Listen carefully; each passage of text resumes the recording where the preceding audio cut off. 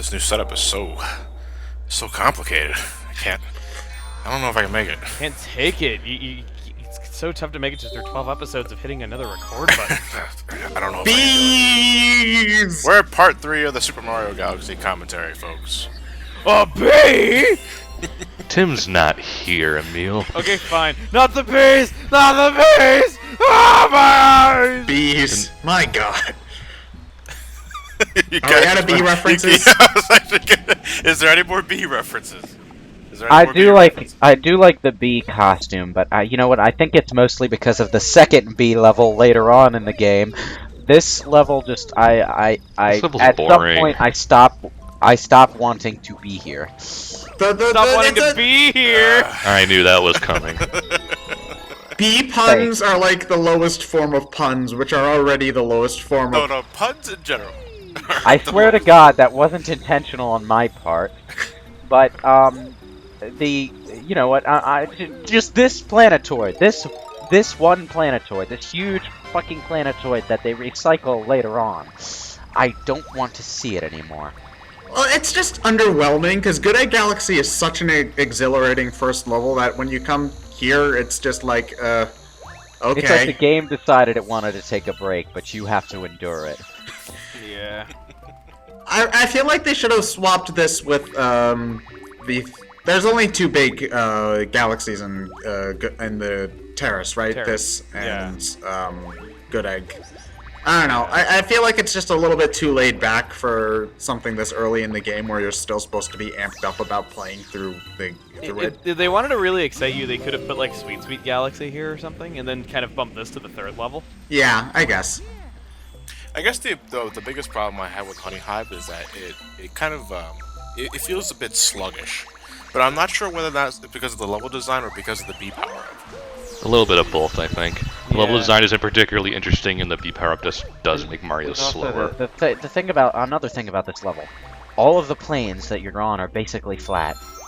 This level gives up on the round gravity gimmick planetoids that the last few levels did, and last few levels meaning 1. I'm including Gateway Galaxy. But you know, it feels less like the gameplay they got you like hooked on up until this point. It feels more like standard Mario. You know what I'm saying? The laziness is compounded by the fact that this is also the point where they start really reusing Donkey Kong Jungle Beat assets. Because those, like, the first shading you see on the Bee Queen is straight out of Jungle Beat, the little launchy flowers are straight out of Jungle Beat. If you want a fun game, play Galaxy 1 and 2, and try to guess how many Jungle Beat level ideas and art assets they tried to reuse. It's actually sort of fun. I think it's going both ways, actually, when it comes to what exactly they're doing here, because this level, you mentioned earlier, this is fairly standard for 3D Mario, and I think they did that intentionally to, you know, because you gotta keep into account those people that have been growing up with 3D Mario since '64, and they may not be exactly too comfortable with the whole gravity gimmick, so you gotta have those levels where gravity is really not so much of a focus. Yeah. Like, I feel like it's important to have some levels like this. Just Side note, this is really suggestive, and I just thought I'd point that out. Newbie! I mentioned this last time we recorded this, but there was a Nintendo Power caption contest where Mario's climbing around the vagina area of that bee, and she's saying, "Ooh, that tickles." And what do you happen to know what kind of caption won? I don't remember what caption. Considering won. it's Nintendo Power, they probably couldn't do anything too. I couldn't. I think it was something about Dr. Mario, but this was like 5 years ago, so my memory's fuzzy. I'll probably still have that issue buried somewhere back at home though. You know, I don't really mind the standard fare levels like this one. It's just combine that with the laid backness of the level. It does sort of, it's underwhelming at the very beginning when you just got finished. It's not visually interesting. I think that it was just a little bit too harsh of a transition from Good Egg. If there was like another level in between it would probably fare a little bit better. Some of my favorite levels in Galaxy and Galaxy 2 especially are basically just basic platforming levels. But you know, you can still do those with a visual flair of the Galaxy games. It's just the B level doesn't really do that. This is your generic World 1 grassy hill of boringness. Yes. You know, we gotta think of a Yeah. better name. Well, I would think of new names, but except to keep using them every game, we're running out. I'm so busy rescuing this bitch who keeps getting kidnapped every once in a while. What do they have? What do the toads have stuck in their throats that make them talk like this all the time? Well, you know what? They are Toad. I guess they have a frog in their throat. Lewis, what were you saying? I just want to point out that that little side where the Toad Brigade is, just a little random story-ish thing. As you go, as the game progresses, the ship over there will be completed. They build the ship like over the first few. I do like the concept of the Toad Brigade because unlike Sunshine, just had a whole bunch of random Piantas walking about. Here they try to have a couple of characters that you see more often, which I feel like helps. I don't want to say the story aspect, but it definitely gives Galaxy a lot more consistency in its personality, characters. too. I just realized what this level reminds me of. Oh, you're doing this. Toe Jam and Earl. This level reminds me so much of Toe Jam and Earl. Cheater! No. How so? Like, I never played Toe Jam and Earl, but... The first Toe Jam and Earl was basically like an endless stream of randomly generated levels that were all like grassy, floating levels over a space background, basically like this, except overhead. The second Toe Jam and Earl game was a side-scroller game, and honestly, I prefer that. It was significantly better, yes. Wait, the first Toe Jam and Earl was the overhead game? Yeah, it's an interesting game, for its time anyway. Like, I wouldn't recommend going out of my way to play it now, but... Homing Stomp. How long did it take you guys to realize you can do that? Second playthrough. Second playthrough. Until I Let's Played it. That's when I discovered the hidden bag Starbit dudes too. Basically, when I discovered a lot of the more interesting aspects of Galaxy my second time through. Yeah. Although I can't remember Yeah. if that second time through was the Luigi playthrough or the second time I 100%ed the game as Mario. Yeah, to this day, I've only fully completed Mario Galaxy twice. One with Mario and one with Luigi. Because after that, I feel like... I think I proved my point. Yeah. I think I've done I've done at least 6 playthroughs as both... Like 6 playthroughs, meaning 3 100% playthroughs as both Mario and Luigi. Okay. Jeez. I love the fuck out of Yeah, Galaxy. Ted goes man. on and saying that... you say this is your favorite Mario game, period, right? No, my favorite Mario game is Thousand Year Door, but this is my second favorite. This is my favorite Mario platformer. Oh, okay. It does look like the Cat in the Hat's hat. What exactly are they going for here? Dr. Seuss. I don't know. There's always some very phallic-looking stuff in Galaxy. It's but- the Cat in the Hat, okay? It's every Minecraft kid ever building dicks because they can. But it's just no fun if they give you the giant gold cock and balls. You gotta earn that.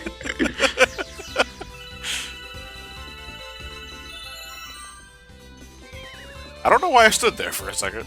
No, you stood there Yeah. so that your pointer could pick up all those star bits instead of you missing them as you jumped down. You're probably right. Ooh. And now I'm reminded of Sunshine. I kind of like the platforming in this area. Like, I think it's the highlight of the level, honestly. Yeah. Of course, yeah, we skipped all of it. Well, this version of this mission of the B level is basically a straight shoot through a different series of platforming challenges, and but that's where I feel that the basic 3D Mario gameplay works best, which is why I enjoyed it in Galaxy 2 so much. I'm just wondering, since it's in the background, do you think that if you glitched or action replayed the game so that you could jump that far, do you think you could actually reach that planet, or do you think it's just a background element? I think it still exists. Speaking of the background in this level in particular, it bugs the fuck out of me that the cloudy blue sky is above the starry space one. Above is relative, Space my is not friend. supposed to make Yes, sense. above is relative. You could just be in Australia. Above is relative. The map of the Earth could be like upside down for all we know. Well, upside down is also relative. It could be magnetic south. It just fucks with my sense of direction. Space is supposed to be above the sky, past the sky, beyond the sky. Above is relative. Not if you have a planet above you. But space in this case is underneath the sky. Space case. Does it bug you as much as Sonic CD's Collision Chaos, where the water is above the level and not below. What about Mega Man 6? Yeah, very true. Oh, is that the one with submarines in this? Is that the one with submarines in the sky? Is it Mega Man 6 the one with Centaur Man? Yeah. Okay, yeah, Centaur Man, yeah.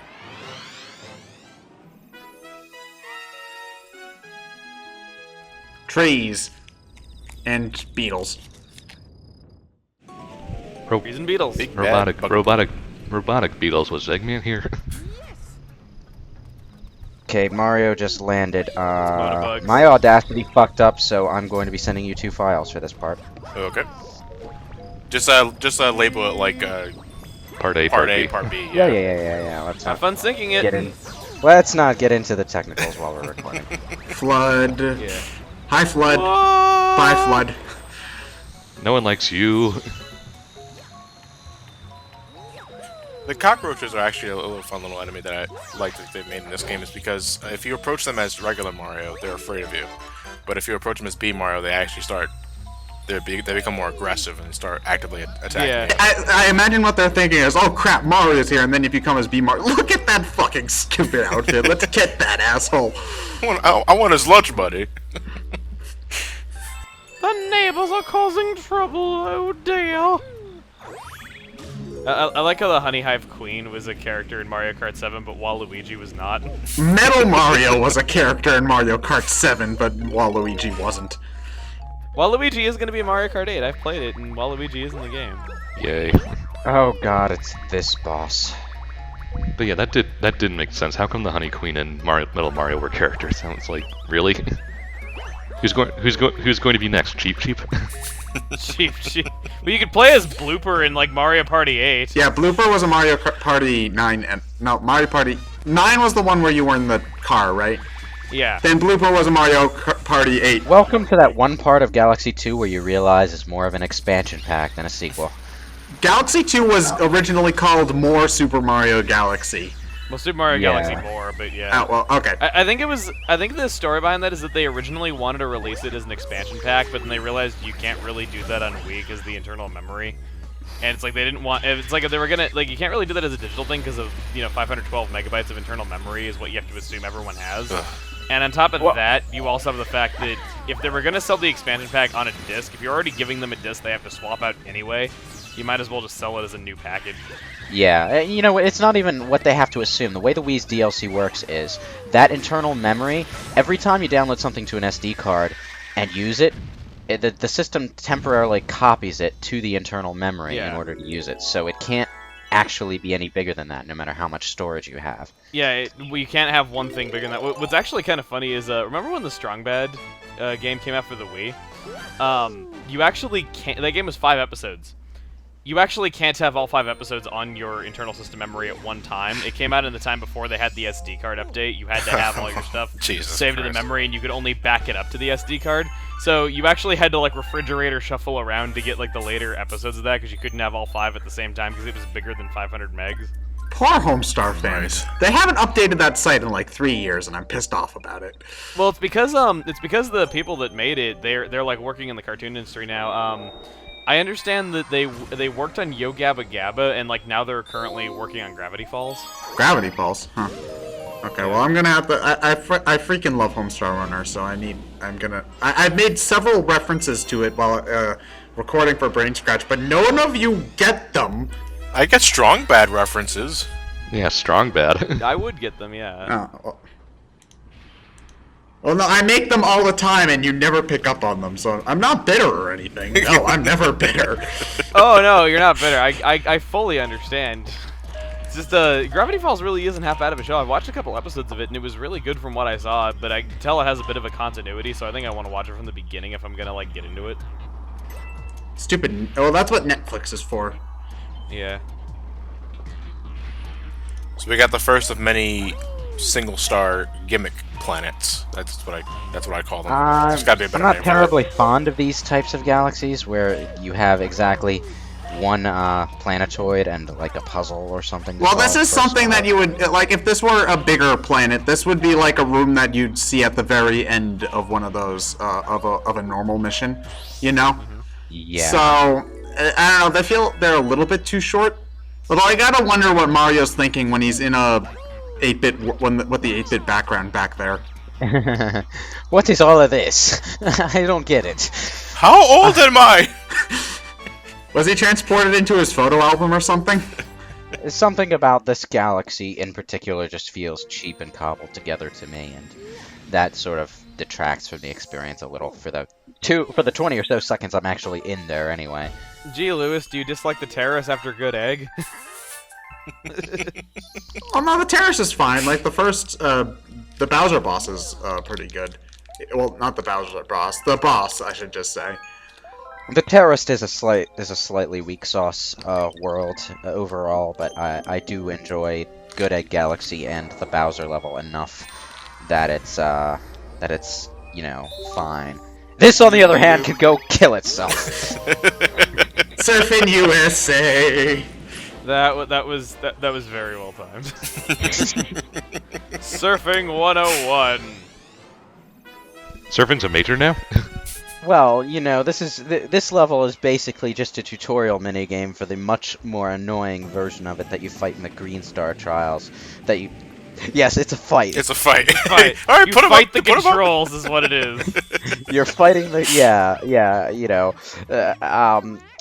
when I probably went off on a rant about this when we actually got to that in the future part, but I just actually control. I would rather blooper surf. Okay, I don't know if it's that bad. It's at the very least, it's better than the bird minigame in Galaxy 2. I actually kind of liked the bird minigame. I like the bird minigame. I like this better than that, though. Really? Because the bird minigame you had a lot more control over. Yeah, well, but you also don't have the green star in this. When it comes to comparing this to the blooper surfing, what exactly are you comparing? Control or the fact that you Control. All right. The actual level design around the blooper surfing was terrible, but Well, for the red coin mission, yeah, but I kind of like the blooper surfing racetrack at the very least. Like the ways you can jump over stuff in that to do shortcuts was actually pretty fun if you were good at it. yeah, but the actual hairpin turn course was annoying. The it doesn't help that the water is so goddamn bumpy while you're doing this, especially during the second version of the Manta Ray surfing, where it's practically a liquid motocross track. The best advice I can give for this is pump the acceleration. Do not hold it down. You're pretty much just asking for trouble when you hold the button down, because it takes a little bit for Mario to stop, unless you like run into like a really big wave that's in the middle of the course. Yeah. But yeah, that's pretty much what I can just generally offer if you want to comfortably pass this. I'm not talking for the sake of speedrunning and shit like that. Yeah, you want to sort of pump the gas, as it were. Yeah. What I want to know is what object far away has enough gravity to actually cause waves on this thing. Well, no, what object has gravity from far away to cause this thing to attract together into a figure 8? It's just a mass of water. It is like, that's got to be some really, like, gravity pulling in, like, many different directions at the same time in many different ways at just the equal power. I'm just going to say that it's probably, blitzball technology on crack right now. The course itself looks pretty cool, though, I have to say. Gravity Yeah. jet stream. The water effect is really nice to look at. And that's one thing I can say about GameCube/Wii technology is that when games actually tried to use it, they could get some really nice water effects going. Proof the third parties don't even try. Because Mario jumped on the penguin's head 3 times, the penguin made the much more difficult course for the Green Trials. Penguin, you are but a platform to me. Oh, is that so? Wonder if that's the same penguin from Mario 64. The one you dropped off the edge? That's the same big one you raced. Oh, that You ass. drop 'em off the edge, and because you're like the cool mountains like floating really high up in the sky, it ended up in space somewhere. Yeah, and all the snow just melted and became that.